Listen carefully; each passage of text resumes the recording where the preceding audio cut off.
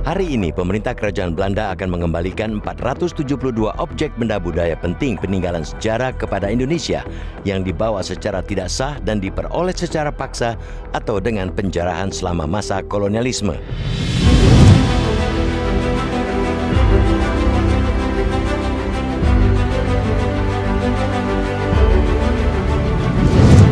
Bismillahirrahmanirrahim. Assalamualaikum warahmatullahi wabarakatuh. Selamat pagi semua sahabat pariwisata, pencinta sejarah Indonesia. Saat ini Bang Tovan mendapatkan kesempatan yang sangat luar biasa, bertemu sosok yang mungkin selama ini kita hanya mendengar bagaimana sepak terjang leluhurnya. Tetapi saat ini beliau berkenan pada pagi hari ini di tempat yang luar biasa ini untuk kita dengarkan, untuk kita cermati, untuk kita gali sejarah yang selama ini mungkin tidak pernah kita dengar atau kita tahu langsung dari sumbernya. Saat ini Bang Tovan bersama Bapak Anak Agung. Beliau adalah generasi ke-9 dari Raja Anak Agung Gedegurah Karangasem.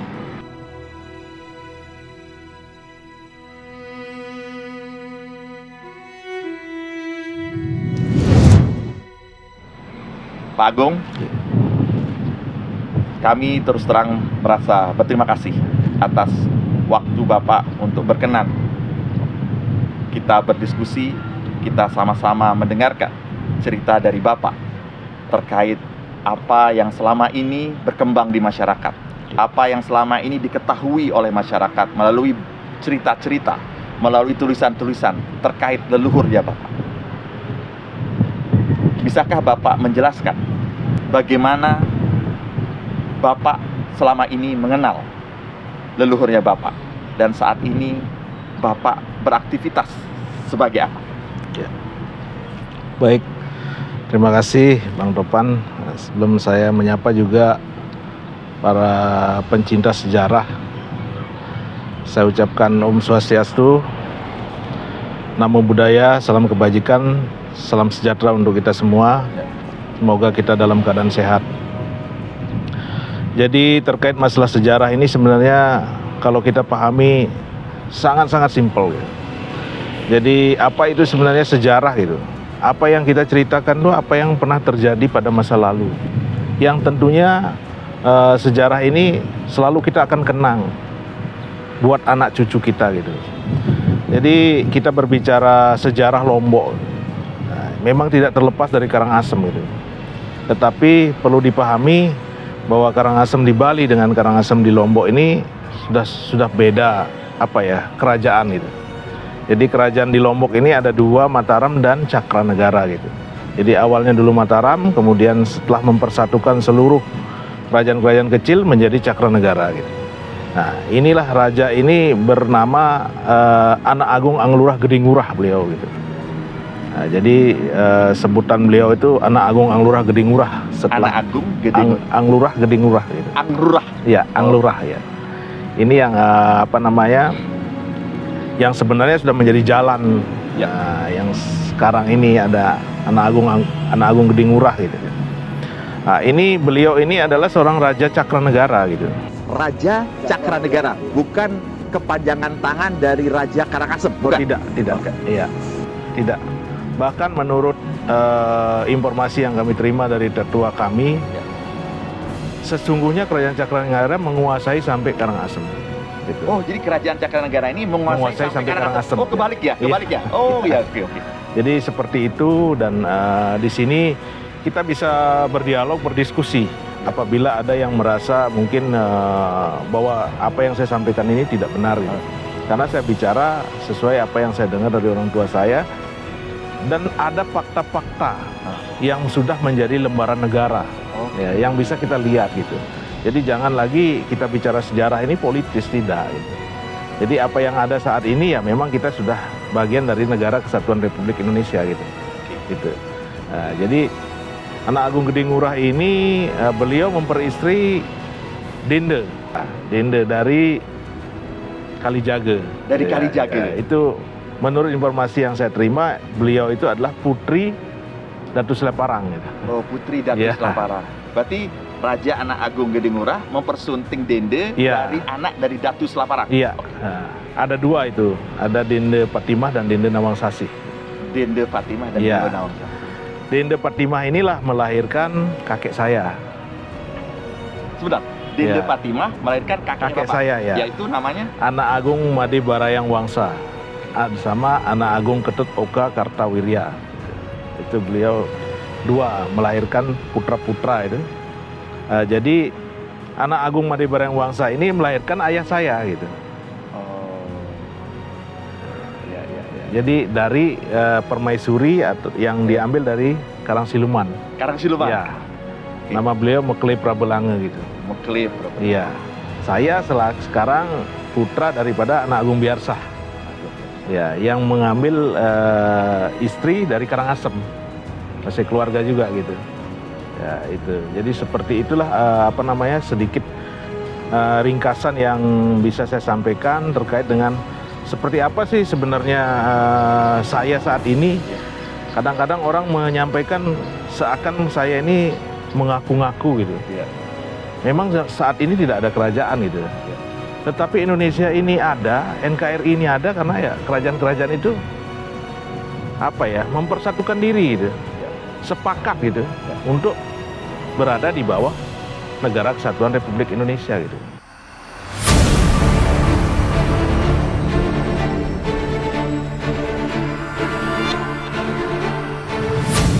Di beberapa literatur sejarah itu menjelaskan bahwa Lombok dijajah oleh Karangasem. Bagaimana menurut Bapak? Apakah leluhur Bapak, Raja Anak Agung Gede Ngurah, itu benar menjajah Lombok? Persepsi atau pemahaman tentang menjajah itu apa? Itu. Jadi kalau dulu yang namanya kerajaan selalu melakukan ekspansi gitu. Jadi kerajaan yang melakukan ekspansi ketika dia adalah bagian daripada katakanlah kerajaan yang terkuat. Dan mampu membuat peradaban dengan mengatur tata letak, tata ruang, kemudian kesejahteraan masyarakatnya. Nah, itu yang disebut raja sebenarnya gitu. Tapi kalau memang itu tidak ada, apalagi tidak ada faktanya, itu sebenarnya bukan raja gitu. Jadi seorang raja itu mampu membuat peradaban. Bagaimana bisa seorang raja yang membuat peradaban dikatakan sebagai penjajah gitu? Karena saya tahu leluhur saya dulu berapa banyak membuatkan orang masjid.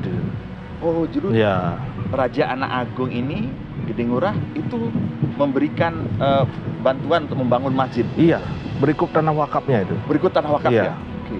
Nah, itu Bapak bisa menjelaskan tidak?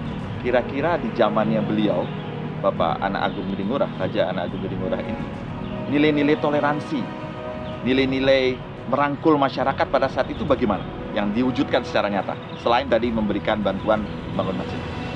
Jadi memang sistem pemerintahan beliau itu tidak secara banyak kerajaan mengikuti hal-hal seperti beliau itu. Jadi beliau itu tidak pernah memegang kekayaan itu. Tidak pernah memegang kekayaan ya. Nah, ini artinya beliau ini seorang yang sederhana. Iya. Jadi beliau menyerahkan kepada masyarakat sawah kebun apa sifatnya itu nanti masyarakat yang memikirkan raja gitu. Jadi seperti itu pola pemerintahan beliau gitu. Makanya saat ini kita ini boleh dibilang hampir kalah sama masyarakat yang lebih banyak memiliki tanah sawah, kebun dan sebagainya itu. Karena seperti itu gitu. Kalau saya boleh tahu wilayah daripada yang masuk di dalam kekuasaan kerajaan Cakranegara pada saat itu meliputi mana saja, Pak? Pada saat itu. Kalau yang kita bisa lihat sekarang Mataram dan Lombok Barat ya rata-rata itu. Mataram dan Lombok Barat. Sebagian mungkin Lombok Tengah gitu. Sebagian Lombok Tengah. Oke. Kita bisa lihat ada Narmada, Lingsa yang sampai saat ini bisa menjadi salah satu destinasi wisata. Betul. Kita bakal masuk dalam wilayah. Nah, begini, Pak. Saya pernah mendengar juga kalau Bapak Anak Agung Gede Ngurah, beliau menyumbangkan tanah di Arab Saudi, Pak. Ya. Nah, Bapak bisa ceritakan mengenai hal ini? Ya, itu sebenarnya mungkin sebagian besar masyarakat Lombok yang jelas umurnya tua-tua ya. Ya. Beliau itu yang sepuh-sepuh pasti tahu itu. Ya. Nah, itu yang sebenarnya yang sering saya pertanyakan kepada pejabat, pemerintah, sering juga saya pertanyakan di di media gitu. Siapa yang mengurusin tanah itu? Ya. Nah, itu diperuntukkan untuk masyarakat Lombok. Jadi perkampungan masyarakat Lombok ketika ke Arab Saudi gitu. Ketika menunaikan ibadah Iya. haji, Pak ya. Berarti beliau membeli tanah di Arab Saudi untuk diperuntukkan bagi jemaah haji dari Lombok untuk bermukim di sana. Iya, betul. Apakah Bapak tahu sekarang nasib tanah yang diberikan, Pak? Bagaimana nasibnya? Nah, itu yang saya sering pertanyakan gitu.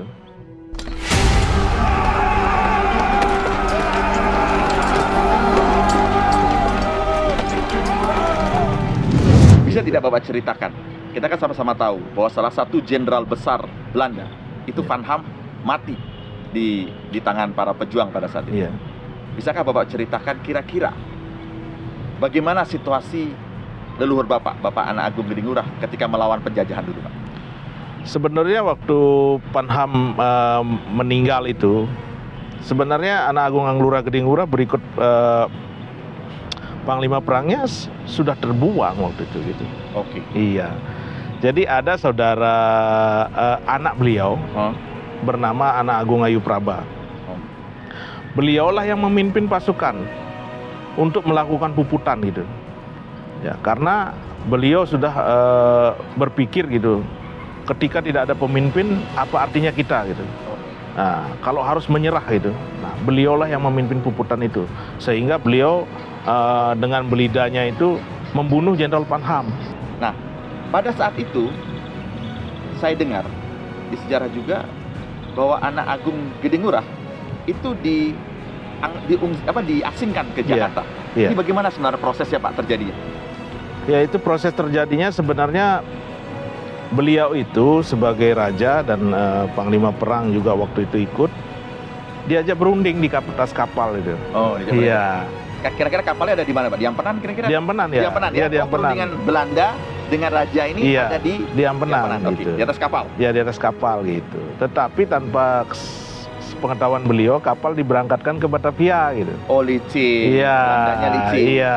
Oke. Jadi seperti itu. Kemudian sampai di Batavia diledakkanlah meriam di sana. Nah, akhirnya buyut saya kaget gitu loh, ada apa kok meledakkan meriam ini gitu. Ya. Kita mau perang atau gimana ini gitu. Oke.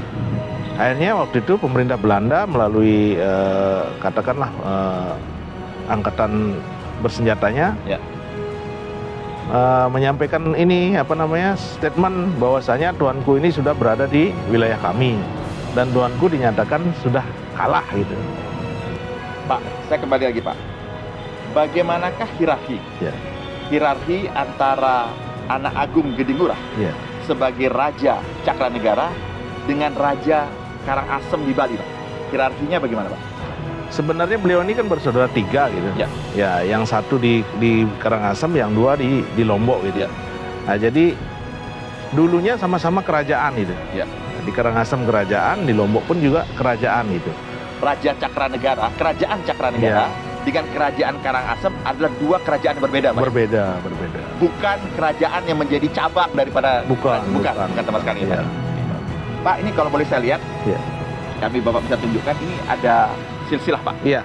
Ya, silsilah. Bapak bisa jelaskan sedikit.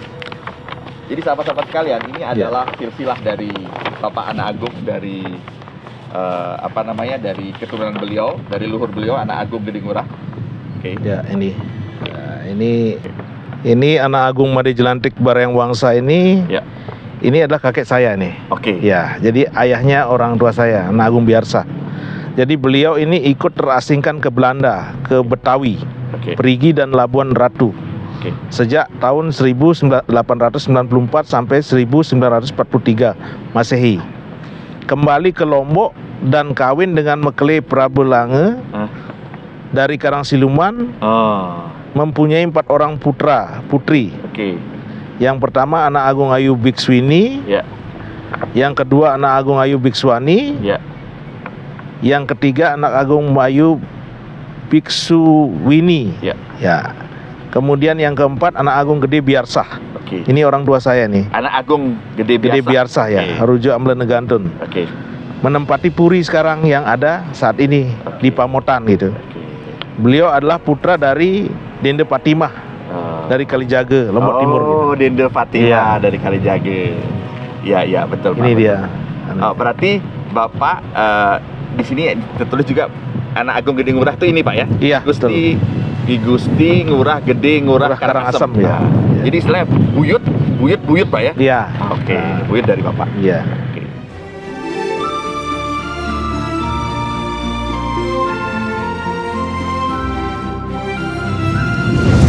Saat ini Pak, kita melihat bahwa pemerintah Belanda telah mengembalikan benda-benda bersejarah, di mana benda-benda bersejarah itu ada sekitar 332 sekian yang berasal dari Lombok. Bagaimana Bapak menyikapi hal ini? Sebenarnya bukan baru kali inilah Belanda mengembalikan itu gitu. Oh, bukan kali ini Pak ya? Bukan kali ini.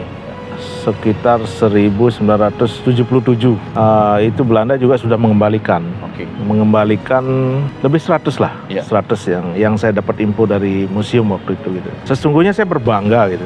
Nah, tetapi sekarang yang saya pertanyakan, bagaimana pemerintah NTB dalam hal ini gitu? Apakah pemerintah NTB tidak berbangga gitu ketika di sana disebutkan Kerajaan Cakranegara itu ada di Lombok ya?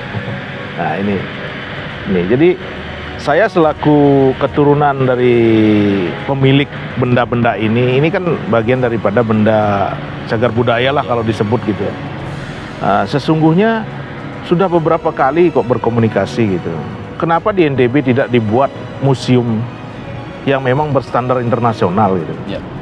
Karena bagaimanapun juga barang-barang ini kan bisa menjadi sebuah objek edukasi gitu. Nah, jadi Taman Mayur sekarang pun juga saya pakai objek edukasi gitu. Jadi tidak serta-merta profit oriented gitu. Nah, tetapi saya pakai objek edukasi gitu.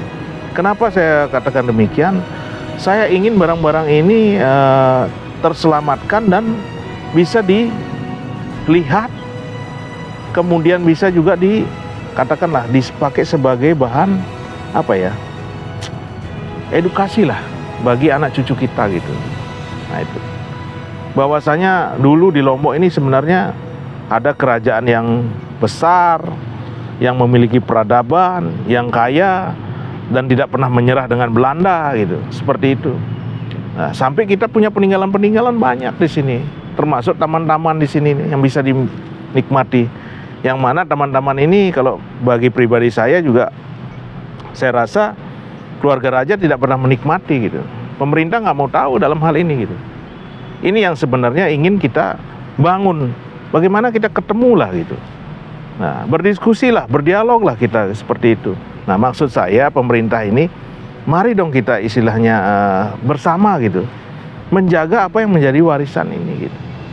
Pak Agung, di luaran ini banyak orang mengkhawatirkan kalau misalnya nanti ketika benda bersejarah ini ada di Lombok begitu ya, lalu ada pihak keluarga yang ingin memilikinya, termasuk Bapak di situ. Apakah di dalam forum ini Bapak bisa menjelaskan, apakah Bapak sebagai seorang keturunan daripada Raja Anak Agung Gede Ngurah ingin memiliki barang-barang yang dikembalikan oleh pemerintah Belanda itu secara pribadi, Pak? Kalau saya sebenarnya kalau ingin memiliki ya, saya pikir kecil kemungkinan pola pikir saya begitu gitu. Di Bapak tidak ada punya pemikiran Nggak ada. Tetapi kalau untuk menyelamatkan ya besar saya punya pemikiran itu. Saya pun mungkin ada beberapa yang masih tertinggal itu, nggak pernah akan terjual itu. Di saat Nah, ini Pak, banyak sekali juga benda-benda bersejarah peninggalan nenek moyang Bapak yang masih Bapak jaga juga. Pasti ada ya. Jadi yang 300 ini baru sebagian saja ya Pak ya? Baru sebagian saja sebenarnya. Dan saat ini pun Bapak sudah membuktikan bahwa Bapak tidak mau ingin memiliki seperti itu ya Pak ya? Itu yang mengatakan demikian tuh mungkin perlu ini dulu, bersemadi dulu gitu. Menenangkan pikiran dulu gitu. Jadi jangan berandai-andai kita gitu. Pak, ini di depan kami ini ada satu kris. Ya. Ya.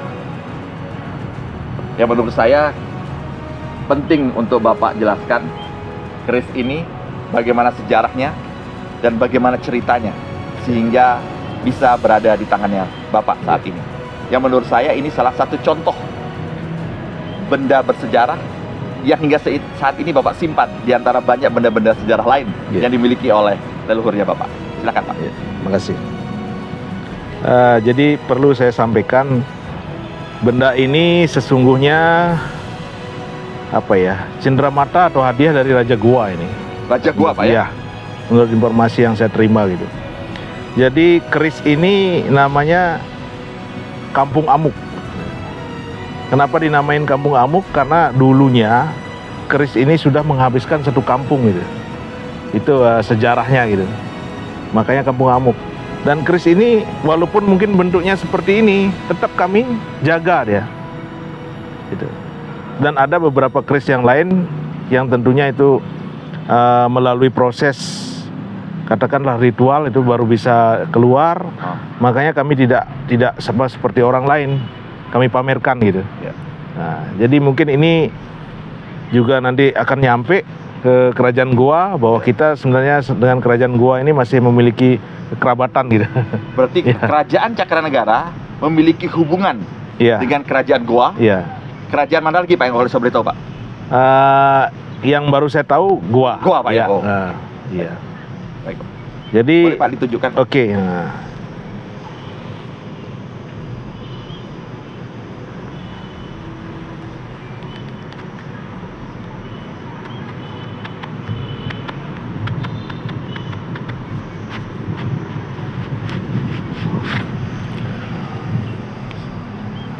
Saya pikir sangat sederhana ini. Iya.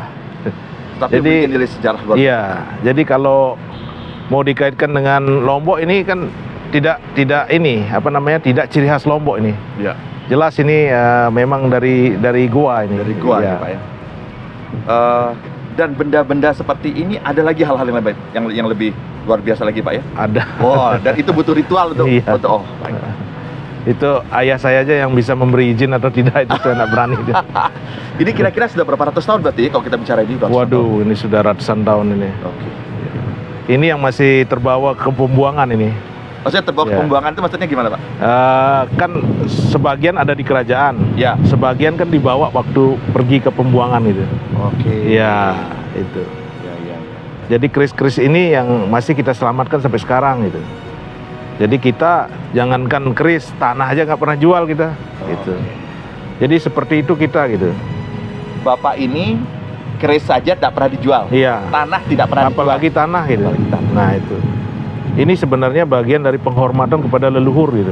Nah, lebih baik saya bekerja keras gitu untuk mendapatkan hasil daripada menjual tanah warisan gitu. Karena sudah pasti ada kutukannya itu. Percaya nggak percaya kita itu. Ini berarti sudah membantah bahwa sebenarnya Bapak ketika berbicara tentang permasalahan benda-benda bersejarah yang saat ini dikembalikan oleh pemerintah Belanda, ada niatan untuk menjual itu. Waduh, nggak ada, nggak boleh itu. Nggak boleh. Mungkin kalau orang mungkin ya. Kalau saya nggak pernah berpikir itu. Gitu. Ya baik Pak Agung. Di beberapa pemberitaan juga saya mendapatkan konfirmasi bahwa Kepala Museum Nusa Tenggara Barat itu siap jikalau nanti benda-benda itu datang ke Lombok untuk dirawat, dipelihara melalui treatment yang khusus sesuai dengan tata bagaimana melestarikan benda-benda bersejarah. Bagaimana menurut Bapak menyambut hal ini? Iya, kalau saya sih karena saya tahu saya pernah ke museum 2 kali. Ya. Jangan bilang siap-siap dulu. Kita harus ketemu dulu kita gitu. Jadi seperti apa nantinya katakanlah keamanan dulu kita bicarakan gitu. Keamanan. Ya, keamanan, kemudian standarisasi, karena kalau yang saya dengar dari peneliti-peneliti yang sudah pernah ke Leiden itu, bahwasanya suhunya pun juga diatur di sana itu. Terutama yang kami ingin peroleh ini, walaupun mungkin dalam bentuk katakanlah foto apa sifatnya itu kan lontar-lontar itu gitu. Ini sebenarnya yang akan bisa membuka gitu seperti apa sih kerajaan Cakranegara di Lombok ini gitu. Nah ini juga dibawa Belanda gitu, termasuk negara Kertagama, tapi sekarang katanya negara Kertagama sudah dikembalikan ke pemerintah Republik Indonesia gitu. Ya. Baik Pak. Intinya Bapak berharap agar terjadi komunikasi Betul terkait hal ya. ini bersama pihak Iya. keluarga di sini. Iya. Baik, di sini saya lihat juga ada foto-foto Pak. Iya. Mungkin Bapak bisa menjelaskan sedikit foto sosok dari Bapak Anak Agung Gede Ngurah Pak. Iya. Ah ini. Ya. Jadi Oke. ini beliau ini. Ya, Anak Agung Gede Ngurah ya. Anak Agung Gede Ngurah. Ah Ya. ini kakek saya nih. Oke. Anak Agung Made Jelantik Agung Bareng Wangsa nih. Dan Jelantik Bareng Wangsa ini. Kira-kira Ya. Pak, foto ini diambil di mana Pak? Apakah di Pura Mayura ini kira-kira Pak? Foto saat itu kira-kira? Ini kayaknya Ya, ya, kayak. kalau tidak salah ini diambil di Puri kayaknya ini. Di Puri maksudnya Iya. Puri mana Pak? Di Puri Cakranegara. Oh, Puri Iya, Cakranegara. iya. Puri Cakranegara itu di mana Pak? Ya, di sebelah barat Taman Mayura ini. Oh, Ya, Puri Miru yang ini sudah Pak. jadi toko-toko ini. Oh, Nah, itu. jadi Puri Cakranegara, yang Iya. istana yang menurut sejarah itu di bumi hanguskan oleh Belanda. Iya. Itu ada di ruko-ruko depan ini Pak. Iya, itu dia. Di perapatan Cakra Iya. ini. Ah. Semuanya di depan Iya, itu Pak. satu areal tuh. Kemudian pasar Cakra itu adalah pasar kerajaan juga itu. Dulu leluhurnya Bapak Raja Anak Agung ini singgasananya itu di mana Pak posisinya? Di Puri itu Pak ya? Di Puri itu. Ini taman ini sebenarnya. Oh, ini taman. Iya, taman ya. Ya. Oh, bukan ini istananya ya? Bukan. Jadi harta-harta yang diambil oleh Belanda itu berada di Puri Puri Cakranegara. ya, di Puri. Yang sekarang sudah tidak tahu kemana. Iya. Dan saat ini ada harta benda bersejarah yang sekarang sudah diserahkan oleh pemerintah Belanda.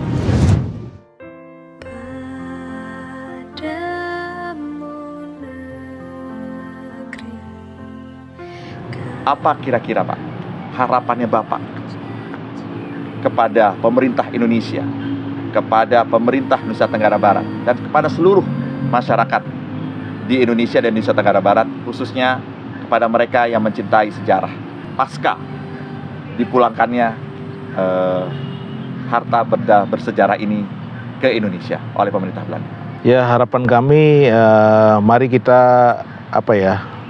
berbangga, bersemangat, sekaligus mendorong ya pemerintah, khususnya pemerintah Provinsi NTB ini untuk bagaimana bisa barang-barang itu ya dirawat di Lombok lah seperti itu. Tetapi dengan catatan membuatkan museum tersendiri dengan kualifikasi dari segi keamanan, kemudian dari segi perawatan seperti itu. Jadi intinya ini adalah milik kita bersama gitu. Dan nantinya akan membawa nama NTB ke luar negeri gitu. Ini yang sebenarnya harapan kita gitu. Jadi jangan berpikir segala sesuatu itu sebagai bagian daripada mungkin saya saja yang memiliki manfaat. Tidak itu. Jadi seluruh warga NTB akan menerima manfaat dari apa mungkin yang saya usulkan ini sebagai membuat museum di NTB ini gitu ya. Saja Pak? Ya. Baik. Sahabat-sahabat pariwisata, alhamdulillah akhirnya kita bisa mendapatkan penjelasan yang sangat luar biasa dari Bapak Anak Agung selaku keturunan generasi ke-9 dari Raja Anak Agung Gede Ngurah. Kita berharap bisa memberikan manfaat, memperkaya hazanah kita agar Nusa Tenggara Barat, agar Indonesia dengan kekayaan sejarah yang ada bisa semakin memperkuat kita sebagai kesatuan bangsa Indonesia. Wisata sejarah Indonesia, Taufan Rahmadi.